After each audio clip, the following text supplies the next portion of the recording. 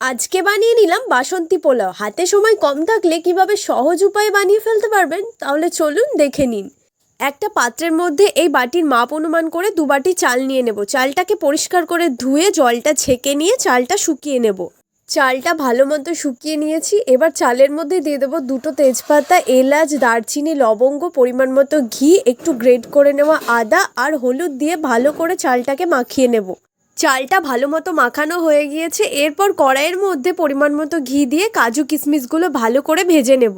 কাজু কিশমিশগুলো ভাজা হয়ে গিয়েছে। এরপর চালটা দিয়ে 5 মিনিট নেড়ে চেড়ে ওই বাটির মাপ অনুমান করে, যেহেতু আমি 2 বাটি চাল নিয়েছি তাই 4 বাটি গরম জল দিয়ে দেব।